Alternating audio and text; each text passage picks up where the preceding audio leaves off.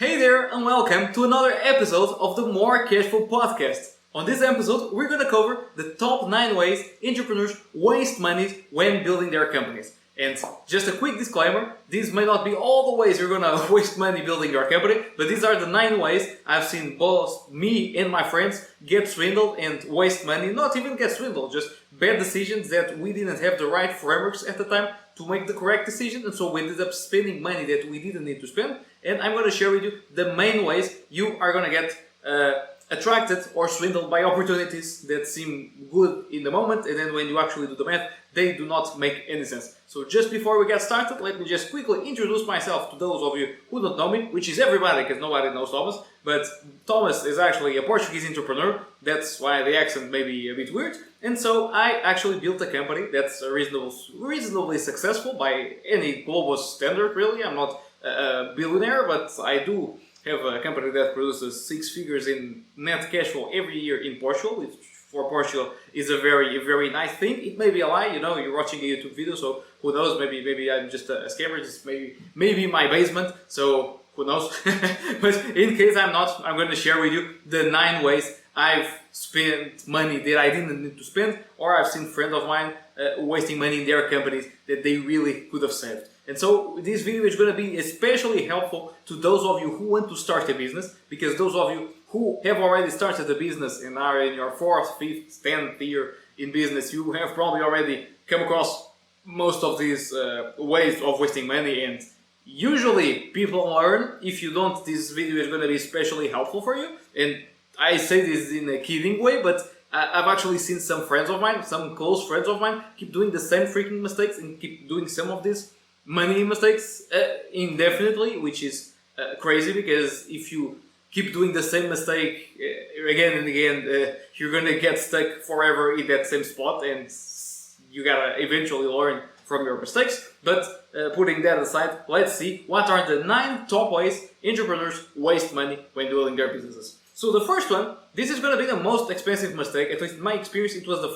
the most expensive mistake every time, and that's hiring and keeping useless employees. This is especially painful and chronicle in Europe, because if you're watching this video and you are in Europe, which I assume many of the people are attracted to my weird accent because they are Europeans as well, and so they have their little weird accents just like I do, and so I assume many of the people watching these are Europeans. And so if you are European, you probably are accustomed to very socialistic laws that make it very hard for you to fire employees. And so it's really important for us during the hiring process to make sure we are not hiring people that are not productive. And now I'm gonna be very clear here, because it's not necessarily the person that's actually a useless person, because this sounds very mean to say it like this. Many times we actually create positions in our companies that are not necessary and not productive. And so even if the person that we hired is very well intentioned and it's someone that could do a good job, if we put him in a role that's not productive, we're going to be wasting money, and it's going to be a huge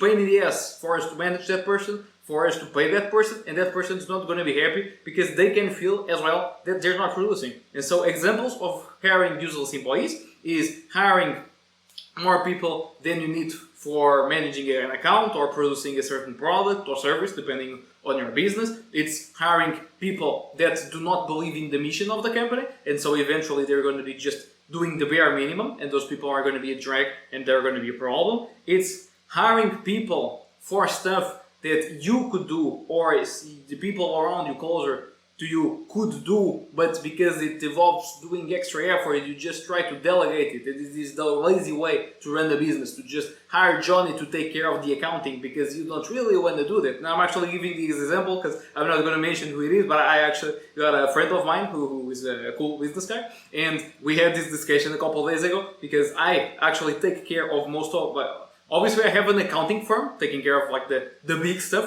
but I oversee all the accounting myself, and I make sure like the books are checking out, that the numbers in my reports actually check out with the numbers in our accounting firm, and all that stuff is taken care by me. And this friend of mine, he didn't like doing that, and so he delegated to a guy, and I was like, dude, like you are creating not only a useless employee, because this dude takes a full salary and he doesn't have enough work to do, like clearly, unless is incapable of doing work at a normal place, and you are losing control of a vital part of your process. Because if you don't know your numbers, if you are not the one overseeing whether the numbers are all checking out when it comes to the receipts that you have, if the receipts you have are equaling the expenses you have registered, all that stuff, like if you don't accurately track your numbers, and you try to delegate that to someone that clearly is not a CFO, it's not a C-suite executive, you're gonna have problems. That's my opinion, but it is what it is. And so that's a useless position, in my opinion. That's something that is costing money to the company, and it's not providing value to the company. Quite the opposite, actually. And many positions are just invented like that. Another example is positions that you create when there's a positive growth in the company, and then a big client goes away or stuff slows down, and you just don't want to let those people go, and those become useless employees. Maybe they were productive in the past, but now they're not, and so you gotta cut the fat, or else you're gonna be accumulating the biggest waste of all, the biggest expense of all. Because computers, even though computers can cost $1,000 or $2,000, computers only cost $2,000 a month. Employees cost $2,000 or $3,000 or $4,000 every freaking month. And so if you have a useless employee in your company, you are burning through a ridiculous amounts of money. Like, this is actually something I don't understand how so many business owners are like so comfortable in having, like, they notice like this guy is not really productive, but like, let's give him a little time. And that's crazy to me. It's like, this dude being not very productive times 6 months is something like $12,000. Like, $12,000 is a big decision. Like, that's a sizable number. Like, you should not. That's how many, maybe even most of the companies that are wasting money actually waste money. It's through people that are not productive. Either you gotta make your employees all productive, or you gotta cut the employees that are not, due to the position you created or due to the person that you hired. But that's the first point. So useless employees, even for their fault or for your own fault, those are usually the biggest expense, and those are the ones you have to be most careful about. Because if you spend 20% more on paper clips than you could have saved, I mean, that does not make a difference at the end of the year. Just, it doesn't. If you spend 20% more on human resources, that's going to be the difference between you being profitable and you being not profitable in most businesses. And so that's the one thing you gotta look at very carefully. Then the second thing is, and this one drives me crazy. This one is an error, a mistake I did not do in my career, at least never in a meaningful way. But I mean, I've got so many friends that do this, and it drives me crazy. This is the dumbest thing you can do to just squeeze good money out of your business, which is paying with financing things that you either don't need or you could have gotten for cheaper. I see so many of my friends doing this, and I even tell them, they're like, oh yeah, but you know, I mean, like, we didn't really need a new phone for the front desk, but you know, it's just $30 a month for 36 months. I mean, it's very small, and I'm like, bro, it is not $30 a month for 36 months. It's $1,000 for a phone, and the other one you had there was working just fine. Like, you just wasted $1,000, but people don't feel the pain because, oh no, it's financed, you know. This is not a $80,000 machine. This is a $1,000 machine paid in 80 installments. Like, no, bro, it is an $80,000 machine that if you actually had paid in full in cash and you had looked for the cheapest supplier with the same level of quality, you could have saved maybe $30,000. And those $30,000 in 10 years are gonna be biting your ass because you actually wanted that money, now you don't have it because you made a bad decision. And so this to say, consumer credit, or in this case like business installments for paying stuff in installments, and even financing stuff that you don't need but you want to finance because it makes it easier to pay. I think that's a terrible way to manage a business. If the business does not have enough money to buy the thing, unless you are in a very capital intensive business, and even in those instances I actually still think this, if the business cannot afford, if the business is not in a comfortable position to pay for the stuff in full, the business is probably not in a position to buy it at all. That's my opinion, but that's the way you make sure your business doesn't go out of business. Most businesses go out of, not most business, all businesses go out of business because they run out of capital. And so if you want to run out of capital, like if you think in the opposite way, what would be the best way to run out of capital? Is to spend more money than you have. That's a great way to run out of capital. And what many people do, they get themselves filled with debt because they are financing stuff that they could not actually pay in full now, and eventually the payments catch up because now they have to pay for the present and they're paying for the past. And 4 years from now, you have a shitload of stuff that you accumulated and you still have to pay for the present. And that's where you get fucked, and that's where the bank takes away all your assets and you go live under the bridge. And so that's a terrible way to waste money. Do not finance stuff. And really, that's the main thing. Unless your business has needs that really make sense, and even if those scenarios, there's usually not many stuff that makes sense to be financed. It's just you trying to convince yourself that you should do it because capital efficiency, and we are investing the working capital that we have in more productive ways. Like you're going to generate a return on investing the money. On the 3 months that you're paying installments. That's my opinion, but I've been right so far. So that's a big tip I give you, because I've seen a lot of companies waste ridiculous amounts of money and really get hurt on their bottom line at the end of the year because they get trapped by installment payments and just dumb stuff that should not be even done because the numbers are stupid. Like, if it's going to cost you the same, yeah, sure, you can divide it, but it rarely does, because you can usually get better terms if you pay in full with other provider. You're just trying to convince yourself it's the same so that you can pay it in more months and then become a slave to whatever entity actually gave you the installments. But that's besides the point. So that's the second tip. So do not pay stuff with financing. Do not do financing unless you're buying real estate. That's a separate topic, obviously. Real estate, that's my one exception where financing makes sense. The rest, it does not. Then we go to spending money on theories. These are, I didn't write this in any very particular order, but they're actually kind of in order. The first one, I think, is the biggest expense any business is going to incur on, and it's one that every business does and every business keeps doing. You just get better at it. You're going to have use less employees from time to time, but that's something we improve on. Then the other ones are not really in a particular order. So this one is spending money on tourists.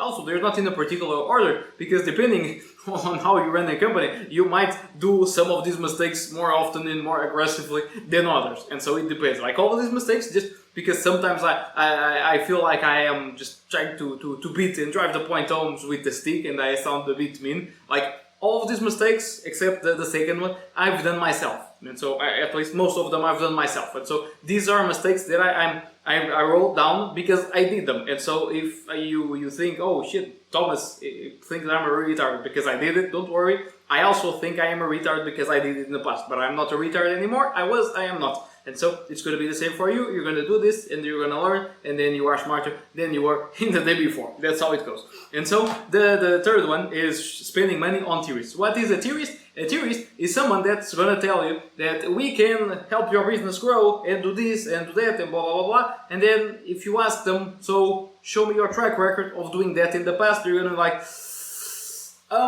that's college professors, that's people, consultants, that's most coaches. When you go to them and they tell you, oh, so we're going to help your business with this, and we're going to inspire your people, and we're going to make your employees happy, and blah, blah, blah. And you're like, okay, so how many employees do you have? And you're like, how many employees do I have? That's a complicated question, Mr. Marquez.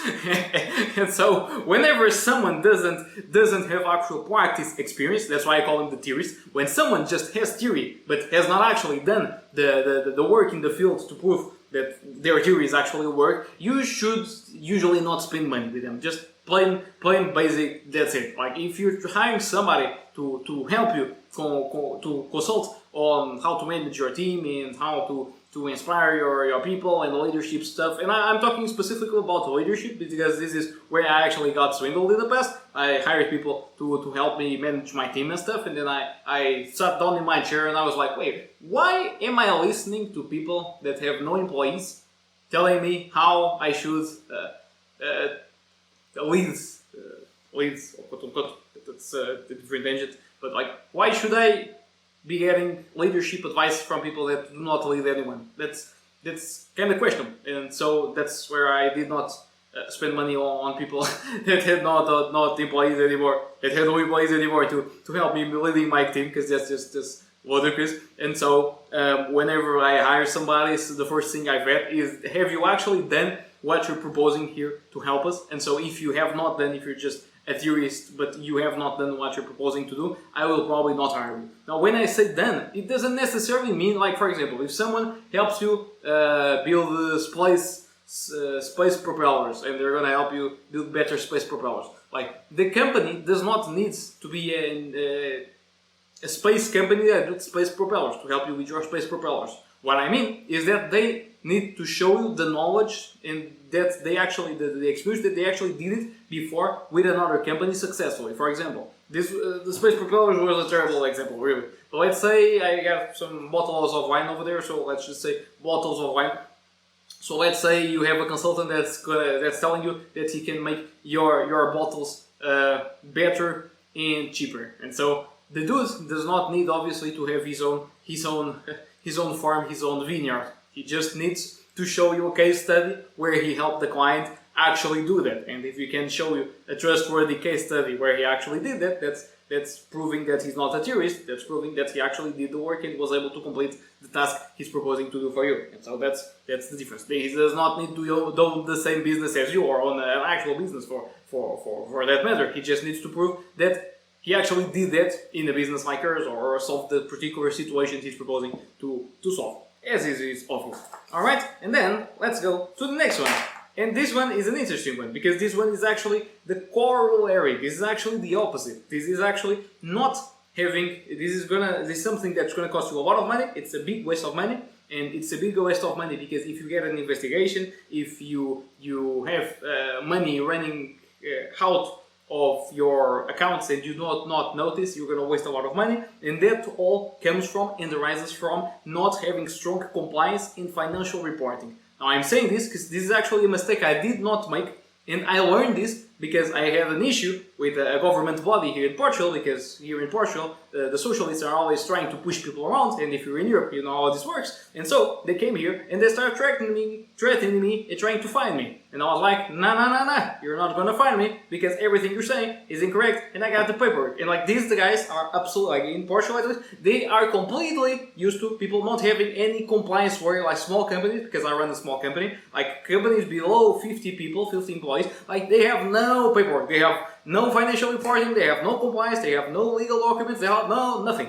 And so, obviously, I'm exaggerating. They do some, but it's not usually very solid. And so, when they start pushing me around because they thought that I was just like everybody else and they had no compliance in order, I actually went to my little room. I got a big folder with all the signed documents that proved what I was saying was correct, and they pretty much had their jaws dropped because I actually had enough evidence to prove that they were incorrect, because that's another issue with socialist countries. In socialist countries, usually you are guilty until proven innocent. And I wish I was joking, but I'm not. Like, when they did this process against me, they were basically, so this is what you did, and you have no proof you didn't do it. So we're gonna fine you. And I was like, actually, I do have proof that I didn't do it. And so you're not gonna fine me. And they fought with me, and for multiple months, and lots of hours wasted. We've wasted time, and we fought and wasted time about it, and then they were actually forced by the entity above them,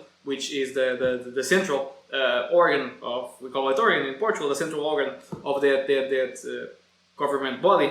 They were actually forced to accept that I was right and to not fine me, which was cool, and I wasted a lot of money and I was angry about it, but at least I saw that the system works if you do have compliance. And so I'm telling this little story to tell you that you have to spend money on buying a better accounting software, on actually having the books correct, on actually having the legal documents correct, because those things are going to protect you. And when I say money, not even the money, sometimes it's just the time actually reading a book on how to do a balance and how to do a cash flow statement, and just doing your basic reporting on your laptop so that you actually know what's going on in the company. So if somebody asks you, someone from the government or whatever comes and asks you why is this here, you actually know how to answer. And the same goes not only for external bodies doing verification on you, but it also goes for your own sake. Because if you have, for example, a subscription in your company that's eating $200 every month, and you do not notice the subscription because it's in a card, for example, I'm just giving you an example, it's in a card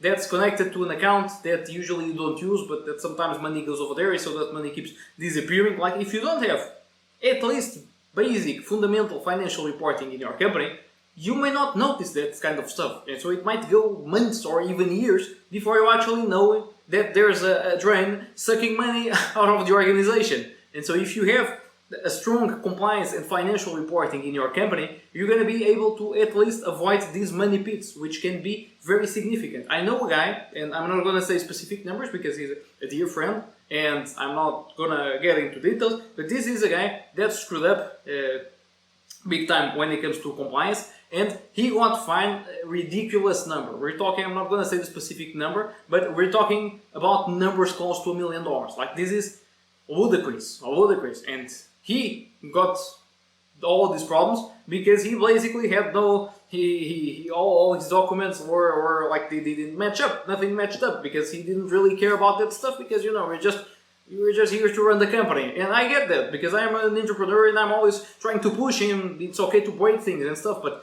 when it comes to especially in countries like this, in very socialistic countries, you can't push your own luck too far because they can bite you in the ass from the past. It's not only bite you in the ass now, they're gonna go back because if they see some irregularity, they're gonna go back to the last 3 years, 4 years, 7 years, whatever, and they're gonna see, what were you doing in this day, Mr. Thomas?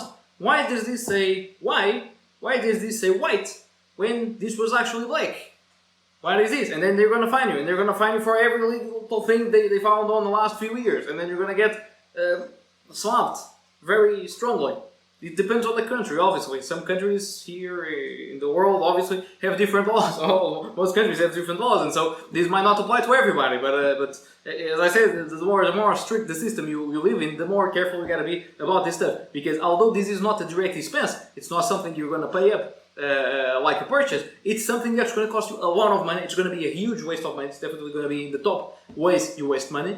Just losing a shit ton of money because you didn't have strong compliance and strong enough reporting to appease yourself and to appease other bodies, official bodies that could be looking into whatever numbers you may need to report.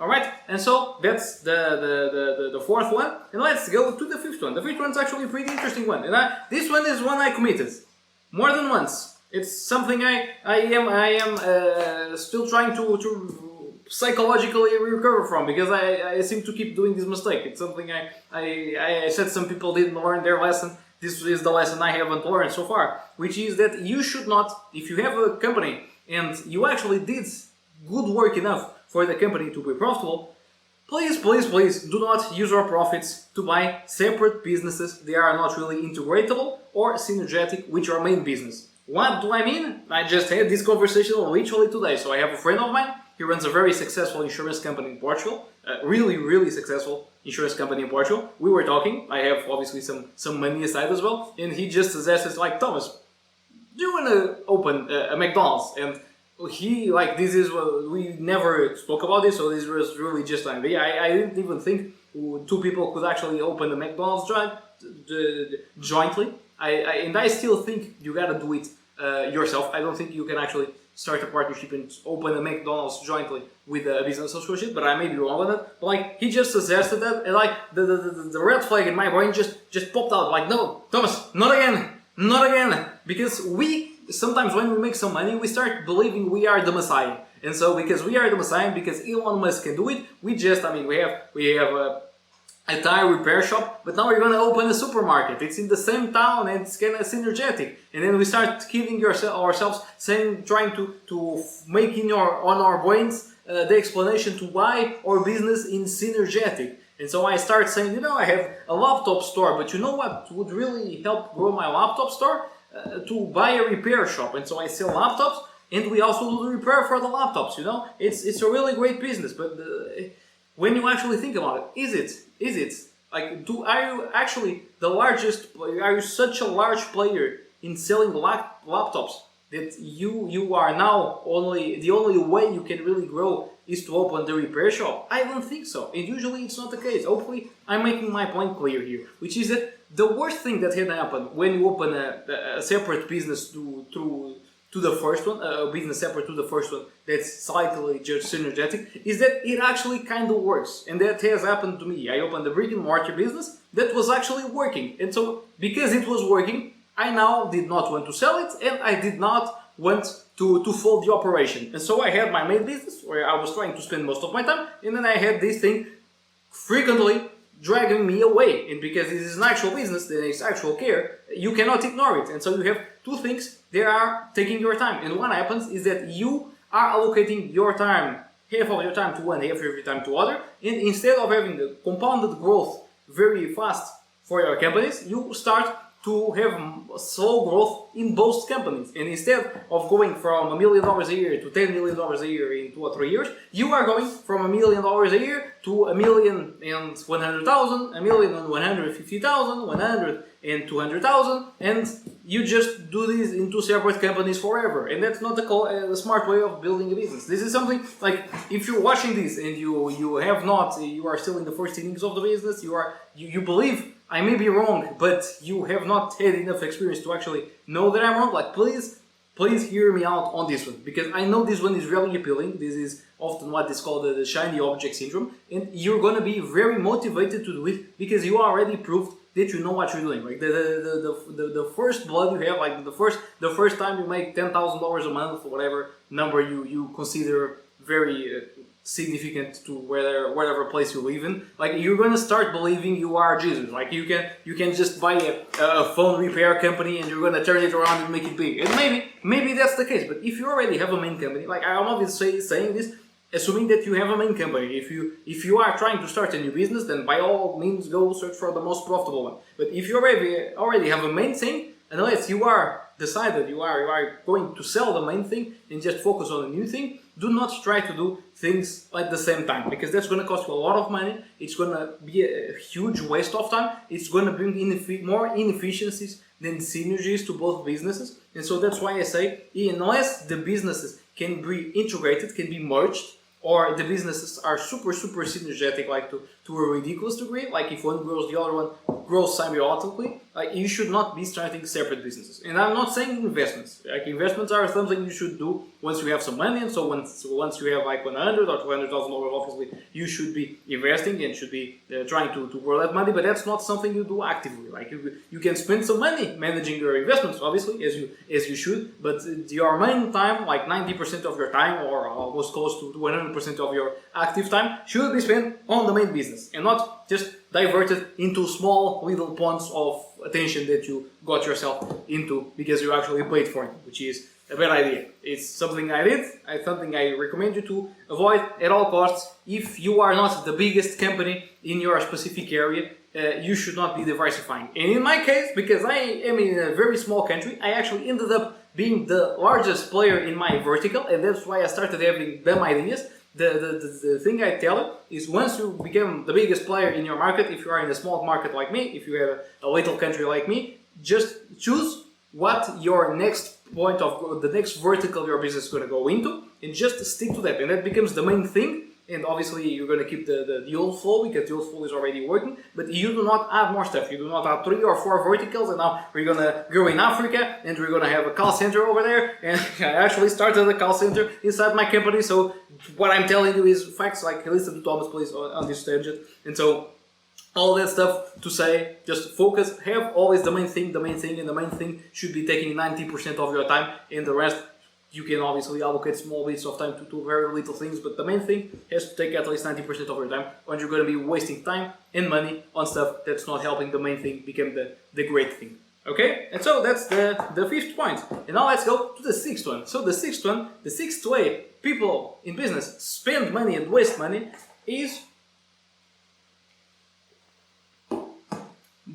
going to conferences, going to industry events where they don't have any value to add. Now, I gotta start by saying that this strategy, going to events and doing industry events and stuff, this actually works for some companies, and so I'm saying this is a terrible idea for companies that do not actually know how to get an ROI from these events, because many people pay for the booth annually at the whatever thing is in their city is, whatever conference, whatever, I don't know, football stadium booth stuff there is, like many people actually do it because everybody else does it and because they always do it, but they don't actually measure return, which to me is crazy. I'm in the vertical, as I said, I'm in the medical industry, and so one thing that I see often from suppliers, because I end up being, I am a supplier for our medical facilities, is that many of them go to like all the medical industry events every year and they spend like $30,000, $50,000, $100,000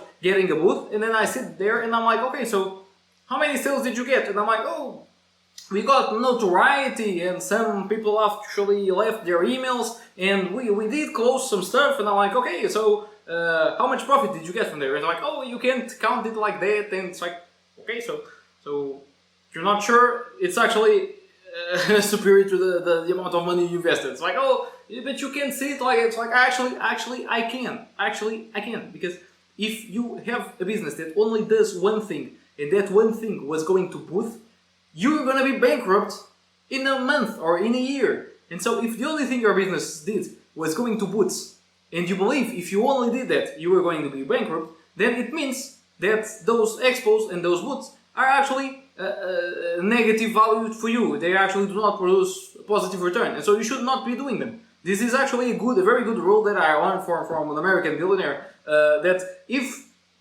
what you're doing is not good enough for you to do it consistently and be the only thing you did and still work, then it's probably not a good idea. Like, hopefully I'm making this point across correctly, because it's actually a very important point. If you have a business that has an acquisition channel that works, if you do it over and over and over and you take it to the max, you're going to make a lot of money. You're not going to lose money. If you have a strategy, like every year we just rent a space in the local football club. Like, so what would happen if you actually rented a space in every football club in the country? If the answer that you believe is going to be the actual one is going to be we're going bankrupt because we will never make enough money to cover all the money we would spend on that stuff, then probably it would not be worth the investment. Because if you're saying, oh no, but it comes on the long term and it's a matter of branding, if that was true, then you should just be able to, if you don't have enough money, just get an investor, actually go to all the football stadiums in the country, do the exact thing you did in your city, and if your theory of the branding and it's gonna work in different ways and the world works in mysterious ways, then it should actually work and grow your company if you did it. But deep inside you know it doesn't. And so if you are trying to grow a business and you are doing stuff that does not cash flow, which is getting a booth and doing it all year and year over again and not actually seeing return from it, then you're gonna just end up spending money. And so my main advice would be, if you are in an industry and you actually know how to make these events work, because I'm saying this, but some people actually know how to make it work. And there are companies that just have so many things going for them and just so many flywheel effects that they can spend $50,000 on an event, and like for sure, even if they don't measure it, they're gonna get like $1 million, $2 million, $5 million back. But for most companies that I see on these events, like, you get very little notoriety, if any, because the people in the booths usually are there inside as well, and so you go to the booths and like you're like, oh hey, so we have a company that like the dude is less excited to sell the prospect than the prospect is excited to buy. It's mad. And so if that's the case with your company, and I'm just trying to not be very rude on this, but like, if you can clearly see that it's not working out and you keep doing it, you're probably mad. And so you gotta stop being mad, just like I was mad when I did something like completely crazy when I did some of these things. You just gotta pause for a second and say, okay, that was a bad decision, let's not do it again, let's now focus on actually doing stuff that will produce a positive ROI on our investments. Obviously, not every investment is measurable. Obviously, sometimes you have to go with your gut feeling, but if your gut feeling tells you that doing 100 times more times what you're doing would work terribly, would be a terrible decision, then doing it one time would probably be a terrible decision as well. And if your gut tells you that doing it is going to be a great idea, then your gut should also tell you that doing 100 times that activity is also a great idea. And obviously, sometimes it's good to test it out on a smaller portion, a smaller sample of people, of businesses, whatever. But just because you're testing it out, if the thesis is actually that if we scale this out, it's going to be bad, then it's probably going to be bad with the single sample. And if it's bad with the simple sample, just scaling it out, it's not going to be better. But I digress, or else we're gonna get lost in this point. And so this is the sixth point. Do not go to events if every one of your friends goes just because you want to be cool like them, because they're probably not making money, and so they're not cool. Cool people make money, and dumb people waste money. And so do not waste money. Invest it wisely. And that's the way you run the business. Obviously, you can see it's pretty late. It's Friday night as usual at almost 2 a.m. Exactly, it's exactly 2 a.m. right now. And so when 1:55, not exactly, but very, very close to 2 a.m. And so not everything I say makes sense, but some of the things I say do make sense. And at this time, sometimes I say so incredibly bright things that you even get confused and you have to pause the video for a second, maybe because you're trying to understand me, or maybe because what I said was so bright that it actually flew over your eyes. Alright, so let's go to the next one. So seventh point is hiring specialists for things that you and your team could learn and do yourself. Now this is something that pisses me off, especially about Portugal and maybe about your country too, which is people here are often fucking lazy, like ridiculously lazy. Like, I'm gonna give you an example. So a couple of months ago, I needed basically to do a legal document for an employee to take some stuff home. I think I sent her a laptop. This is because of the remote work stuff, and so I had to send her some stuff that I had never sent before. I think it was a SIM card for our company and some stuff, basically some stuff for the company that I had to send to her. And so because as I said, I want all the compliance stuff in order. I don't ever want to have compliance problems by saying, oh, my employee took this, and somebody tells me, well, so where's the proof? And I'm like, proof? I'm saying it. It's like, no, you gotta have proof. And so I was crafting, gonna craft a legal document, and I phoned my lawyer, and I was like, alright, so how much is this gonna cost me? And he's like, 300 bucks. And I'm like, 300 bucks? It's like, that's more money than I'm spending to actually, like, on the actual stuff that I'm selling. Like, the worst case scenario, it's gonna be less expensive than paying you to do this.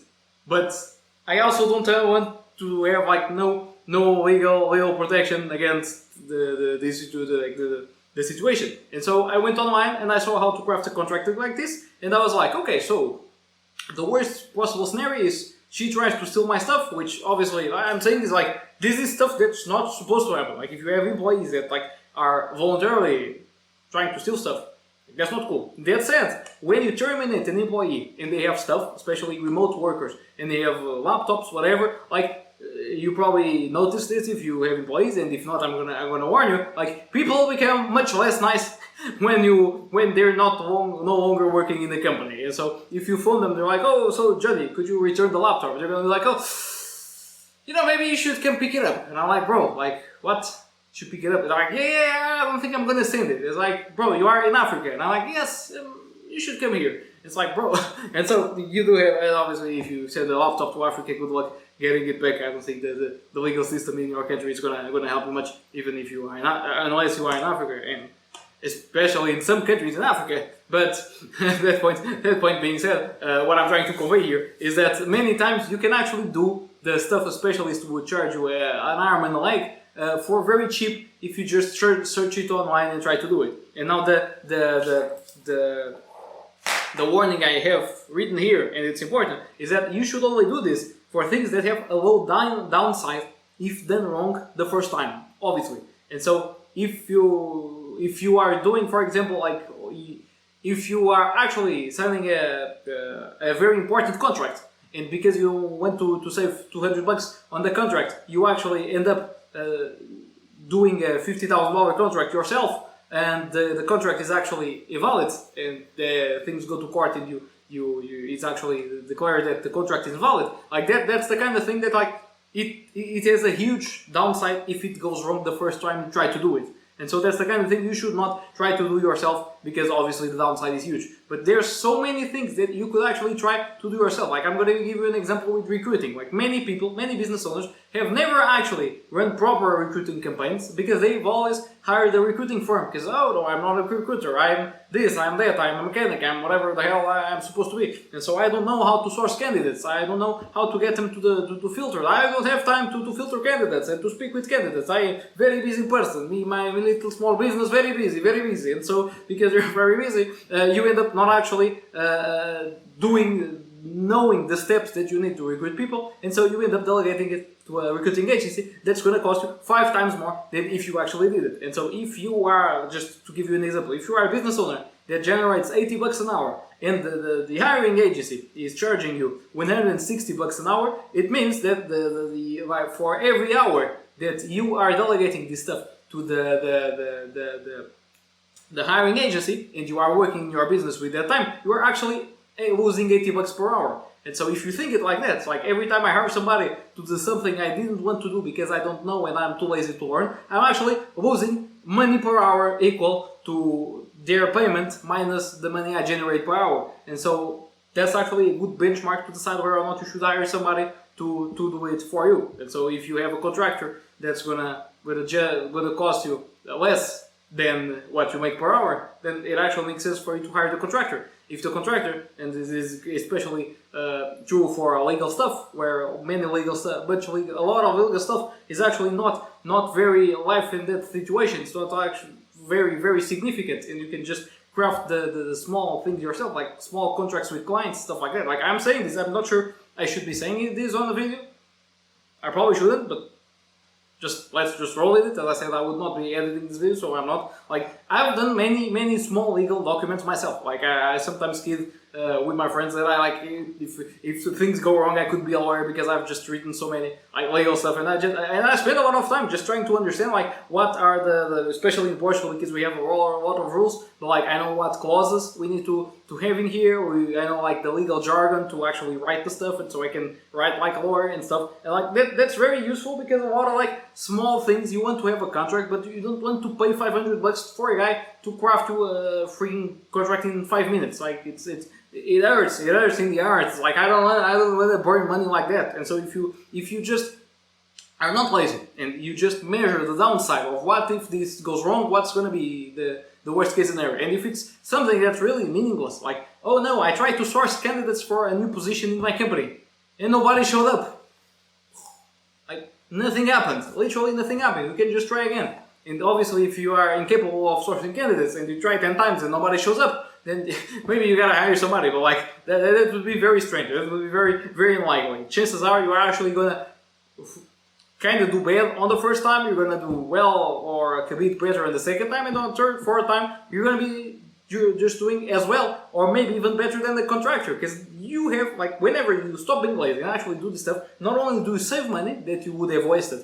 by hiring a contractor, but many times you actually deliver a better quality service, a better quality outcome to your company because you care much more than the contractor. I'm not saying this is true to all contractors. I've hired some people and I have some partners that I'm actually very thankful, because once you are in business for a while, you actually start valuing people that keep showing up and showing up consistently and correctly for many years. And I do have partners like that, which I'm thankful for, but many contractors are not like that. Like many people, you just hire them and 3 months from now, 6 months from now, 2 maybe 3 weeks from now, like they don't do, like they're playing with penguins in Antarctica or stuff like that. And it's like, fuck. It's like, now I have all the stuff that I did with this guy, I can't actually do it because he's the only one that knows how to continue whatever I was doing with this guy. And so if you actually take it upon yourself to learn the ins and outs of the stuff that would be expensive to delegate, then you can do it internally. And when I say it's delegate, like I mean delegate it to contractors, because you can delegate it to your own team. This is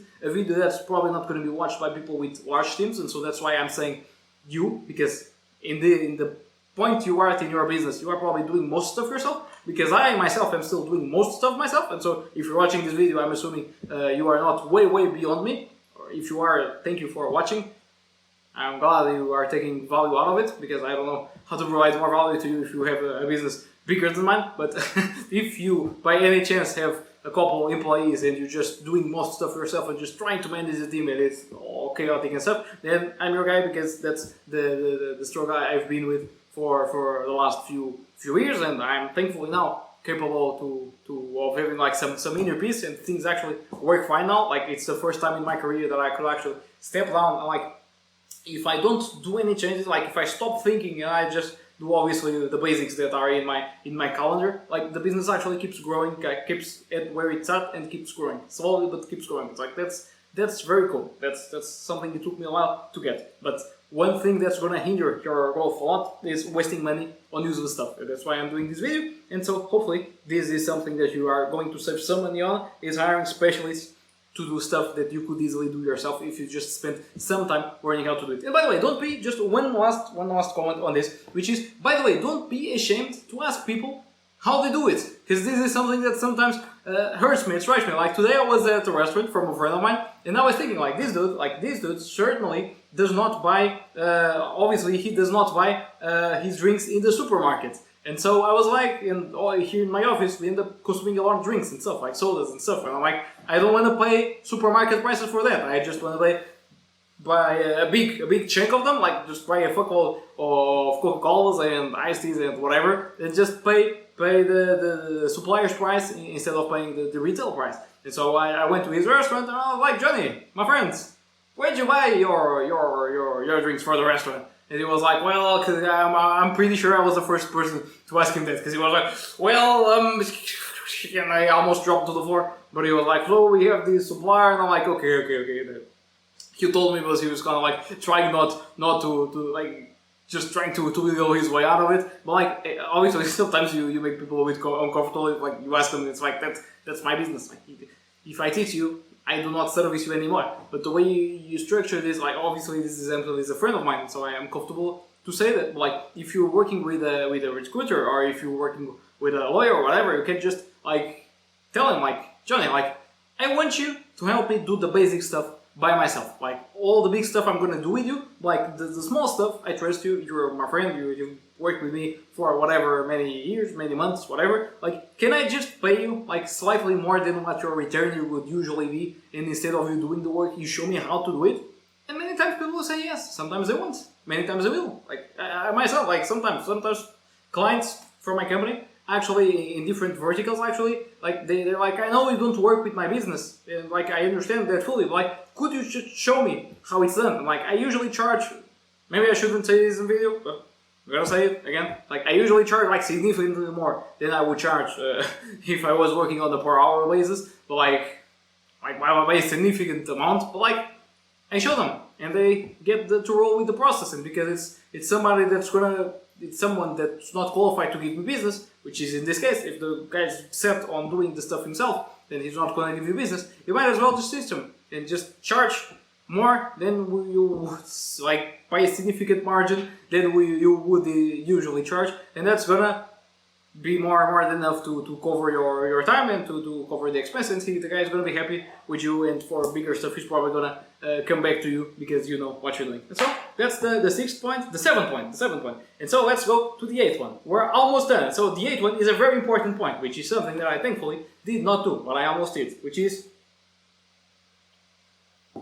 giving shares away in the company, giving shares to employees, giving shares to advisors, giving shares to people. If you are running a multi-million, very successful startup, this is different for you, alright? I will not tell you what you should be doing or what you should do. But if you are running a small business, if you're a company that's less than $1 million a year, you have no business giving equity away to anybody. If you are in a small business, you probably put the money up yourself, or you have a couple of friends that you guys came together and put the money to start the business. Nobody that did not invest has anything to do with the equity. If you think the equity is going to motivate the employees, let me tell you, the equity will not motivate the employees, the distribution of profits will. And so if your company has no profits, employees don't give a fuck about equity. The same thing goes to if the company has profits and you actually distribute profits amongst employees, even if they don't have shares, they're happy. Because one thing you can understand, and by the way, when I say employees, I'm talking about lower level employees. Because when you're talking about what we usually refer to as executives, like if you're talking about executives and like higher level people, obviously these people think in the same way as you. They're probably your business partners, you probably see them as associates, maybe some of them actually invested in the business initially, they do have shares, so or they invested later on and they have shares.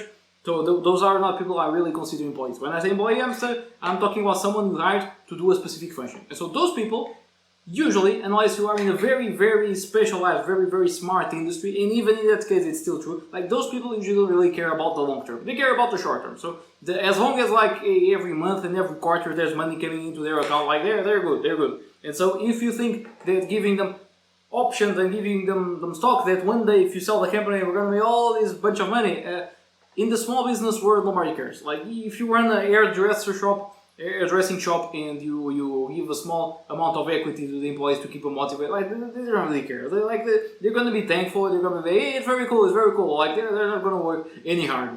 If you do, however, use phantom shares, this is my little secret. This is actually one of the smartest things I've done, and it's worked quite well for me so far. And so I'm going to share with you is I use the concept of what is usually referred to, at least I refer to it as phantom shares. And so in my company, employees do get distributions based on our profits. It's some companies call this a bonus, the yearly bonus, the quarterly bonus. I don't call it a bonus, I do it every month. And so we do distributions every month to people that have phantom shares. And the phantom shares work exactly like normal shares, except that when you leave the company, you give them back. So you do not own the shares if you don't leave the company, and these are not shares that are sellable or transferable. So the employee that has the phantom shares has the right to receive a certain amount of distributions, a certain amount of profit every month that the company generates, assuming the company is generating positive cash flow, which if you have a small business you should inevitably be having positive cash flow every month. If not, you have a business problem. It's not something that should be happening. Don't say you're investing in growth because you know that's not true. You're not investing in growth. You're just not profitable, and you gotta become profitable as fast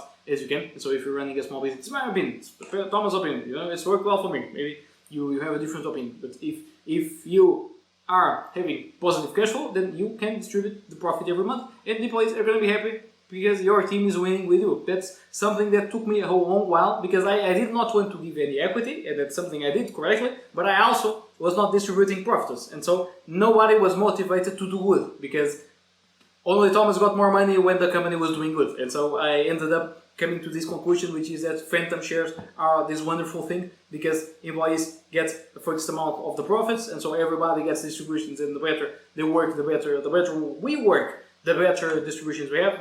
We work, no, that's a questionable company. The better we strive to work together, the better job we do, the more results we do, the more impact we have, the more value we create, the better we are compensated. And so it's a big motivator for everyone to do good because they're going to make more money if they do good. And so you are not risking to lose your business and to lose the control of your company and the upside of your company because you're giving away equity to employees that may leave or may just change their minds, which is the reason why I don't think giving shares in a small company is a bright idea by any means. But at the same time, you get the benefits of giving shares, which is that they actually get, because if you have a small business, you are not in the startup game. Like if you have a startup, this is, if you have a company that's, you know what you're doing and you're trying to scale it to a very, very large revenue, and so you don't mind not having positive cash flow, like this is different for you because you have no money to distribute. But if you have a small business, if you have a hairdressing salon, if you have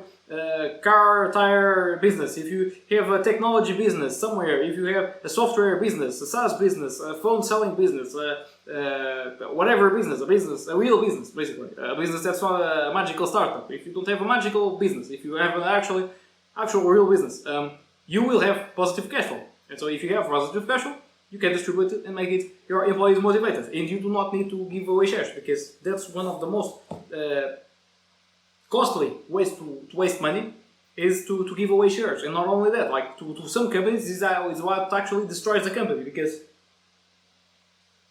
you diluted yourself and now you want to take on an investor or you want to bring in a partner or stuff, and like you can't because you're missing a critical amount of shares that are not friendly anymore at this point because the dude actually left the company 3 years ago and he's surfing with the penguins, with the other freelancers.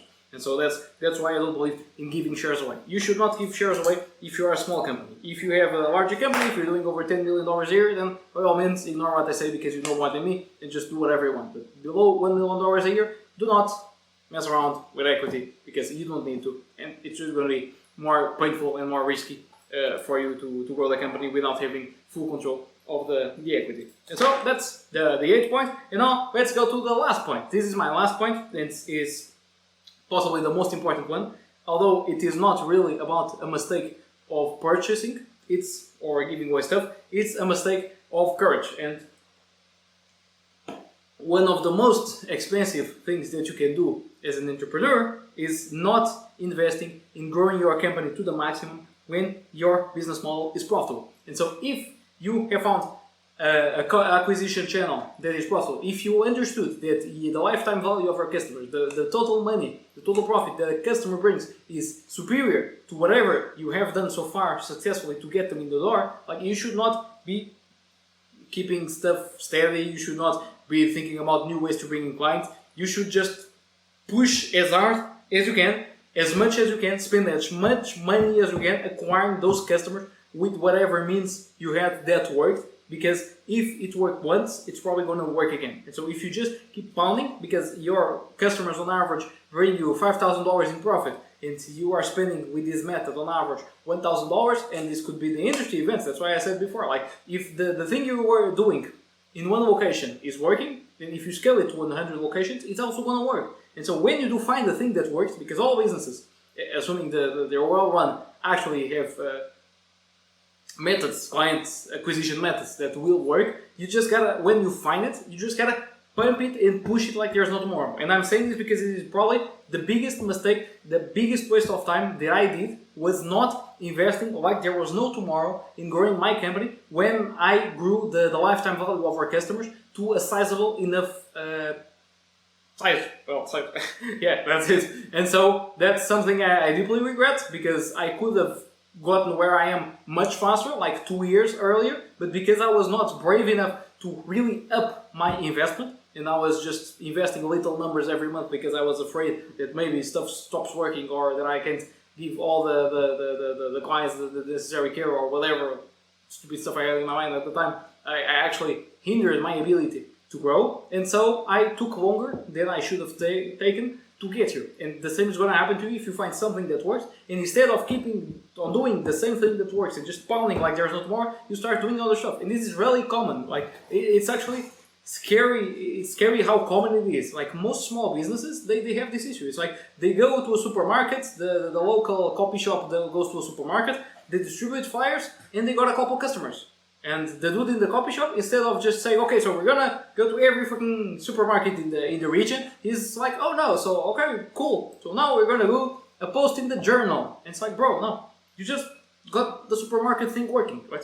Just go to every supermarket and see how many times you can go to the supermarket and still yield the same result. Like, see if you can do it 1 time a month, 1 time a week, even once a day. Like, just keep pounding until it's not working anymore. Just pound it as much as you can. Like, just find the evergreen point and just keep doing that one as much as you can. And then once you have pounded as much as you could on that side, or you found the frequency that's intensive enough to keep bringing people eternally, even though it's not as much as if you just kept on pounding it, then when you do find that frequency where, okay, this channel works permanently or pretty much for so long that we can keep counting as forever, now you can, or for the next 10 years, whatever, then you can now move to the next thing. But like, you should only do that once you are confident that that channel is tapped out. Because if you are switching stuff without really tapping out the channels that are working, you're going to hinder your growth a lot. And so this is my last tip. This is a really important one, which is that when you do find stuff that's working when it comes to client acquisition, and paid or not, and you have finally a lifetime client value that's sizable, and your clients are happy with the service or with the products you are providing, then you just gotta push it and tap it out and get as many clients as you can possibly get from that channel until you move forward. Because not investing in those channels, not investing in the street promoters, the ads, the radio show, the whatever thing that's working for your business is what's gonna make you grow much more slowly and not achieve the size you could have achieved. So that's my final tip. And so these are the top 9 ways entrepreneurs waste money. If you have a company and you have wasted money with one of these stuff, with one of the things, please leave a comment. I'm pretty sure we're not gonna have comments here for a long time because I don't think anybody knows me. But in the off chance you actually saw this video to the end, Thank you so much for watching. I hope this has provided you some value and at least has avoided you or gave you some new red flags to look for when doing investment decisions or when thinking about allocating money in your company. Thank you so much for watching and I hope you have a wonderful week. Bye bye.